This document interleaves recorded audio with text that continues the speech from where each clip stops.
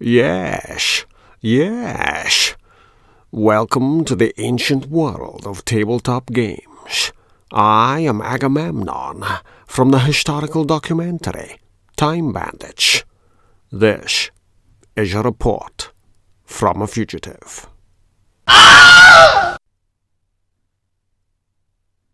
We call small board game storage solutions shelves. There, job done. But wait a bit. There are problems with small board games, and there are a few handy solutions. In discussing small board games and storage problems, I must veer off into the associated topic of small card games in tiny boxes. Card games that play out in large tableaus across tables take on many of the characteristics of board games, so it's easier to lump them all into this topic. There is an art to packing a lot of game into a small or medium box.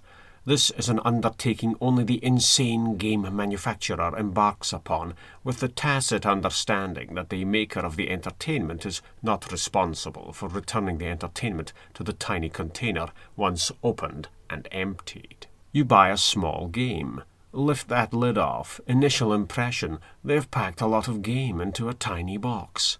Oh. Several of these components require assembly.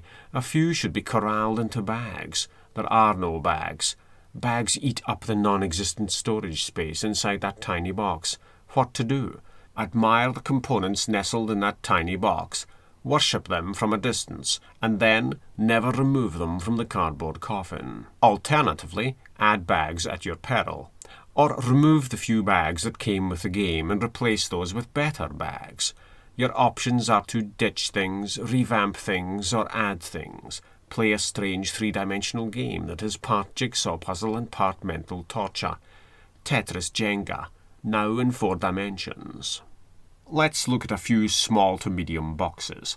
I'll start with a card game. Bugs on Rugs has that cutout on the side of the box that makes it easier to unleash the game upon the world.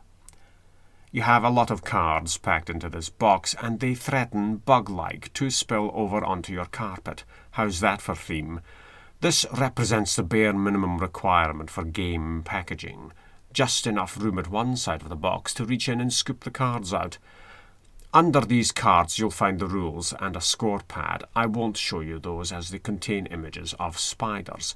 This game is not for arachnophobes, obviously, and I won't reveal the cartoonish spider hiding under my thumb in this video. Here you have a portable game, just cards, a bit of arithmetic handled by the scoring pad, and that's that. No storage solution, as there isn't a storage problem. The game that comes out of this box goes back into it with little difficulty. Sticking with cards, these are all card games from the same manufacturer. Port Royal has the absolute minimum requirement in terms of components. It's a card game with a rules booklet. No score pad required. The scores are on the cards. On top of that, the game uses coins, but those are printed on the backs of cards. No extra components required. The plastic insert tray holds all the cards, and the game company did its job. No solution required. This Mad Mushroom game is in the same sized box with the same plastic insert. Cards, rules, insert, handy box, that's it. The expansion for Port Royal contains extra ingredients. This bag with those wooden cubes. That well space in the insert takes care of the cubist problem. And that's all great. Plenty of game packed into a small box. These games play out in a tableau arrangement that takes up the same level of space as a board game would, so I think of these as board games. Work up a piece of art and have it printed off on a neoprene mat to show where the cards all go, and you'd have a board game. Deep Sea Adventure is one of the smallest games here. Contents: cardboard counters in different shapes, wooden divers, a card submarine, the rules, a pair of 3-sided dice. All of those counters came packed loose. I had to add bags to this one. Yes, it's a tiny game, and that makes it fiddly to set up if you keep the counters loose. The only bonus is that the counters have different shapes. If you want to make a ritual out of setup, giving new players something to do, then by all means involve the players from the very start and get people to spread those counters out and sort them. They'll gain a feel for the game from the off. To those who believe life's too short to faff around with game components, use small bags to speed setting up. Where do the bags come from? From other games. The more games you buy, the more spare bags you accrue. Alternatively, buy bags in all shapes and sizes online in bulk, then hunt down wild games and match the games to the bags. The difficulty here was finding just the right size of bag to cram into a tiny box. Several rulebooks in different languages bravely sacrificed themselves by jumping into the sea to make room for survivors.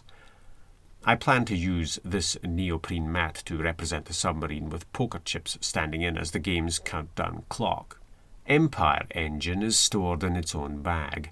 Another tiny game. There isn't much to alter here. I think I'd have preferred this game in a box bigger than the bag, if only to have a much larger rulebook. That's the game's main drawback. The rules are squashed into a tiny pamphlet, possibly catering to hobbits in the audience. A truly pocket-sized game, Empire Engine invokes a gaming law. Thou shalt not store pocket-sized games in thine pockets, lest the cards bend under the sway of tumult, ruining gameplay and bringing sorrow unto the land of Canaan. I quote loosely from the King James Version. Now it is from among these lessons that the stories called the Arabian Nights are taken, together with all that there is in them of wonder and instruction. Let us turn to the tale of 1,000 games and one game. Shahrazad isn't quite a card game, but rather a tile-laying game. Its cardboard insert is tighter than usual, to give added protection to the tiles inside the box. The protective layer of paper is a nice touch. Small games are, by their very nature, portable, and subject to the law of shuggling. Thou shalt not shuggle thy games in transport, lest thine game components fall prey to the twin perils of scuffs and dents.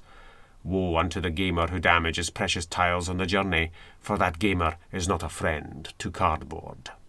Try to hit the middle ground. Look after your games, but don't rise to Gollum levels of being precious.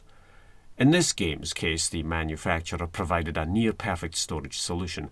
I wish all games were produced this way.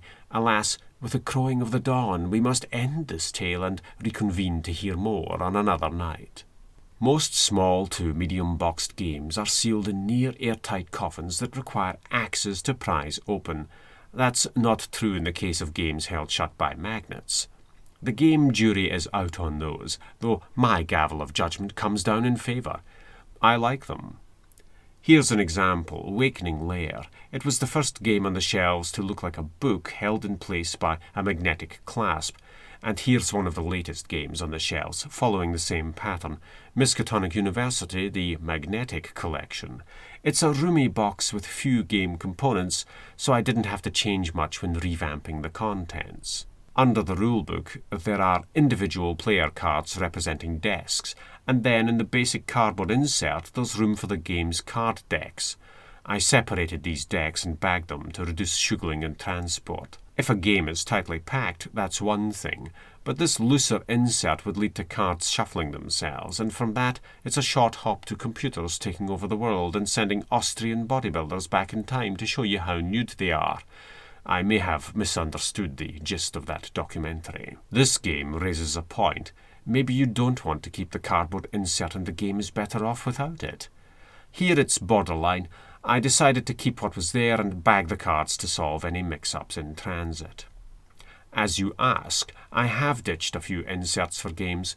Ditching an insert depends entirely on the size of the box and the number of components, as well as the awkward size and shape of those bits and pieces. A few game companies don't make it easy on the customers when it comes to offering up games on the altar of play. With pandemic contagion, there are awkward-sized and shaped components in awkward numbers, though, sadly, no insert to throw away for greater room in the box. I dispensed with the bags containing the plastic cubes. This box could have been a shade larger. Let's remove the bits and pieces, then struggle to cram them back in. The original bag containing those tokens was smaller and too fiddly. I went up a size. Mostly I separated and bagged the cards. This wasn't great, as the bags must be large enough to take the cards without damaging the cardboard every time the game is set up and put away. The result is that larger bags must be folded over, and folding the Ziploc seam is a royal pain. You make do. In an ideal world, there wouldn't be disease, and therefore no disease-based game. But in an ideal world with diseases in it, this disease-based game would live inside a larger box. Solutions. Ditch bags that weren't needed for cubes, add bags for cards. The Petri dishes add up to one big clunkety gimmick. Watch in amazement as I try to fit all the bits back inside the box in any old fashion. Yes, you can get away with that, just not here. Those dishes are too much of a puzzle to ignore. Throw the games in the box as you please, but watch out for a pile of stuff that's crammed in there with the lid popping off. That's a recipe for shattered Petri dishes during transportation. Blessed are the insert makers, for they shall inherit the game world. Odin's Ravens has an unusual box, opening in this style of a book, though not quite like a book. There you are, points for effort, and more points for storing game components in well spaces beneath other bits and pieces. The odd item may shuggle around in there, and the box could work loose in transport, so add a bag large enough to wrap around the box and secure it before it goes inside another bag when out and about. Here's a quick dice game, Dragon Slayer. Nothing to it. Hardly needs the cardboard insert. You can store all but 2 of the dice underneath the top and bottom sections of that insert. I considered bagging the dice to stop them rattling around so much, but the smaller the game, the fewer opportunities exist for solving so-called storage problems. If you bought this as a Kickstarter, you gained a few extra bits, score pad and a miniature player card for sitting dice on, and a bunch of tokens. Tiny games like Empire Engine and Dragon Slayer are down near the £5 level as game purchases. Don't knock yourself unconscious paying much more for all them. Here are 2 small games by the same company, put out in different sized boxes.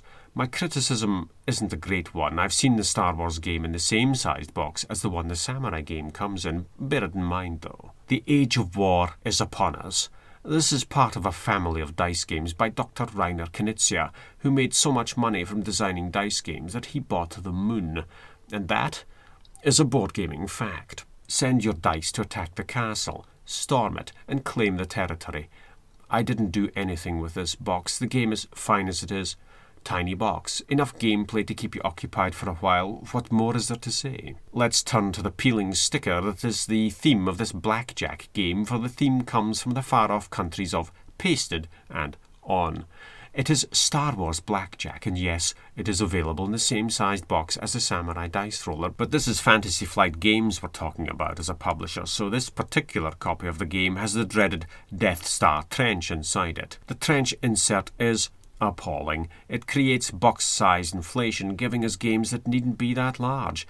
Yes, they are selling us empty space. I'd have liked a bit more empty space in Pandemic Contagion, true, but the Death Star trench takes things too far. I don't have to do a damned thing for Star Wars Blackjack. There isn't even a point to throwing the insert away. It keeps the cards in place. The few game tokens are fine inside the plastic bag. Only the rulebook gives away the truth. The Star Wars game fits in Dr. Knizia's Samurai box with ease. Box size is often the most frustrating thing about a game. Just too small, way too large, an awkward size in terms of height, width and depth. There are no truly strangely shaped game boxes here, thankfully, and only 2 game tins on my shelves. Again, thankfully, I'm going to unfurl Walking in Burano before you just to show you what to expect. Well, what to expect from a company that thinks about its game packaging. This is a small card-based game with a few components beyond the basic card decks, including a stand-up cat. We have rulebooks in assorted languages, a shiny piece of punchboard with tokens, handy player reference cards to aid with gameplay, particularly scoring, and the inevitable score pad. Always grab a sheet of that for scanning, though many a game will provide a copy of the scorepad online for all your printing needs. The game comes with 2 packs of cards, subdivided into appropriate decks, and there are 2 plastic Ziploc bags to hold bits and pieces in. Then there's the cardboard insert. You have to remove this to get at the seams of the cardboard dividers, which are punched up to give you those 4 separate bays to hold card decks in. That insert has instructions printed on it to show you where everything goes, which I think is a first for any of the game inserts on those shelves. It's a matter of punching out the card tokens and dropping them into the bags provided. Crack the cellophane on the card decks and split those up for placing in the 4 bays you've created. I did a video explaining why you might want to keep the empty cardboard frames from the punch-out sessions when preparing games for play. Not depicted here, I went back in and slipped the non-English language rules under the insert as well. When a game company goes out of its way to provide storage solutions for the game that only truly exists once it's been out of the box and put back to cardboard bed, why, an angel gets its wings. I'll finish with a kingdom that is tiny and yet epic. Tiny Epic Kingdoms has an expansion, and I've combined the 2 boxes, meaning storage solutions were legally required if I wanted to pass through Switzerland semi-scathed. We'll start with what's left in the main game box. Cards mostly. This epic game packs a lot in there, and the character cards are partly sacrificed to the compactness of the design. I printed up my own resource track cards for use underneath the character cards, giving each game token plenty of space running around those tracks, instead of trebling up on the lone track provided. What else? I placed all of those character cards from the expansion into one large Ziploc bag for convenience. The expansion box contains just about the most pointless piece of cardboard I've encountered in a game. It's a game sleeve for wrapping around the main box and the expansion box combined. Daft. If you're remotely familiar with the game, you'll sense there's a lot missing, and we come to the old standby for storing game bits and pieces, the compartmented box. The wooden tokens from both game boxes ended up here for speedy setup. In addition, I felt the larger hero meeples weren't easily distinguishable from the regular meeples, so I bought in jumbo-sized meeples as replacements. That orange meeple isn't registering all that well on the camera as orange and looks wildly different next to the original game pieces, but that's down to studio lighting. It's a lot closer in shade, away from the camera. Time for a summary. When a small game is tiny, there's little to do about the storage of that game. You'll want to consider adding bags, removing bags, ditching excess foreign language rulebooks, throwing cardboard inserts away, scuttling punchboard frames, and minor alterations like that. As much as possible, I'll add bags for card storage. Occasionally, you'll have to commit to cliché, thinking outside the box by bringing in a larger box. Always check these small and medium games to see if you can reduce the time spent in setup. It's a small game, and if it takes longer to prepare than a large game, it's suddenly all about avoiding the fiddly. Never get your games wet. Keep them back from bright flames. Don't feed them after midnight. And always disbelieve the recommended playing time on the box.